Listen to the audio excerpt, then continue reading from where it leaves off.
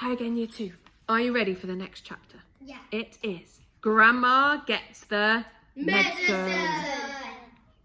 Grandma sat hunched in her chair by the window, her wicked little eyes following George closely as he crossed the room towards her. "You're late," she snapped. "I don't think I am, Grandma." "Don't interrupt me in the middle of a sentence," she shouted. "But you'd finished your sentence, Grandma." "There you go again," she cried. "Always interrupting and arguing. You really are a tiresome little boy. What's the time?" "It's exactly 11 o'clock, Grandma."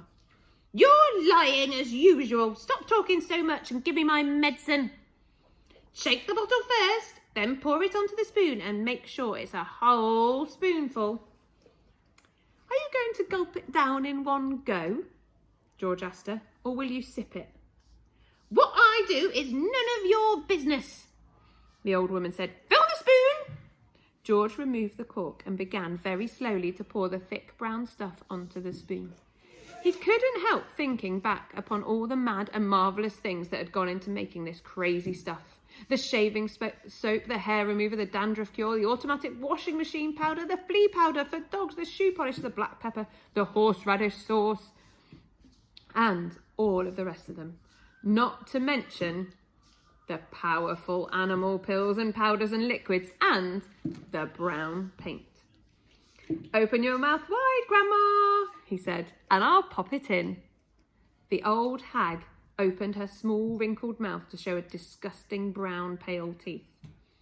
"Here we go," George cried out. "Swallow it down." He pushed the spoon well into her mouth and tipped the mixture into her throat.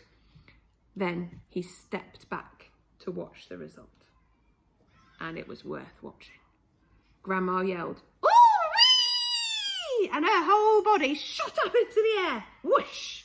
It was exactly as though someone had pushed an electric wire through underneath of her chair and switched on the current. Up she went like a jack-in-a-box. And she didn't come down. She stayed up there, suspended, that means floating in midair, about 2 feet, still in a sitting position, but rigid. That means still like that, not moving at all, really rigid.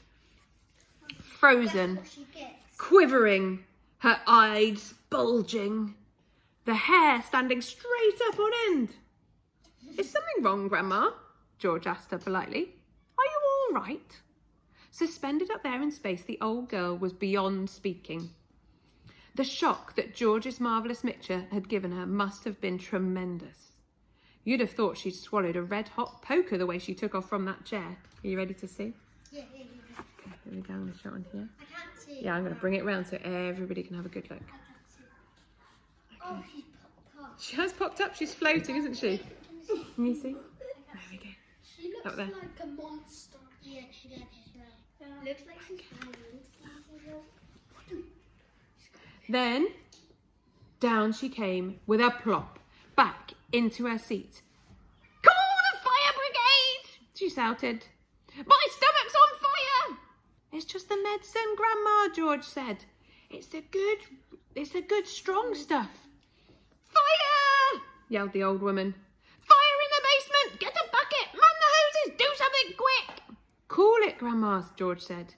But he got a bit of a shock when he saw the smoke coming out of her mouth and out of her nostrils. Clouds of black smoke were coming out of her nose and blowing around the room. "By golly, you really are on fire," George said. "Of course I'm on fire," she yelled. "I'll be burnt to a crisp. I'll be fried to a frizzle. I'll be boiled like a beetroot." George ran into the kitchen and came back with a jug of water. "Open your mouth, Grandma." He could hardly see her for the smoke, but he managed to pour half a jugful down her throat. A sizzling sound, the kind you get when you hold a hot frying pan under a cold tap, came from deep down in Grandma's stomach. The old hag bucked and sighed and snorted. She gasped and gurgled, and spouts of water came shooting out of her, and the smoke cleared away. "The fire's out," George announced proudly. "You'll be all right now, Grandma." "All right," she yelled. "Who's all right?" "There's Jackie jumpers in my tummy. There's squigglers in my belly and there's bangers in my bottom." She began bouncing up and down on the chair. Quite obviously, she was not comfortable.